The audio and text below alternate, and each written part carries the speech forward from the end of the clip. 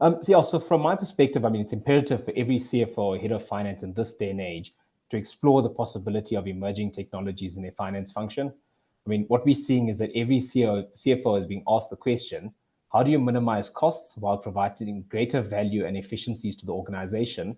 And AI is just one of those technologies that allow you to move the function into the future.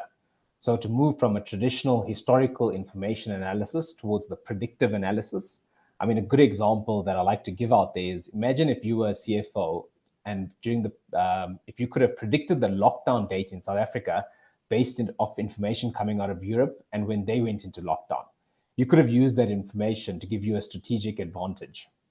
So, I mean, you could have potentially cut spend around office space in anticipation of lockdown. You could have upgraded your technology infrastructure to allow for remote work, which means seamless transition for staff, operations, and customers. Another good example, you could have ordered additional hardware like laptops to work from home. I mean, a lot of companies weren't ready for that when lockdown hit. And then ultimately, you could have provided new products to the market in anticipation of new needs.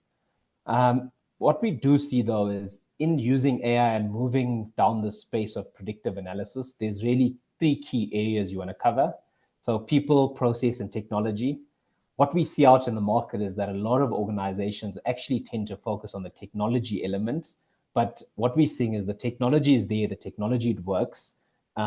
We see less amount of information or time and investment actually going into the people and processes, which is actually a key part of how do you move the function forward. So, I mean, another aspect is data is a key part of the process to get it right in order to move the function forward, especially if you're going to start moving towards the predictive analysis. And then finally, you've got risk management. I mean, all in all, there needs to be the balance between innovation and risk management, and they need to be within your organization's risk tolerance levels.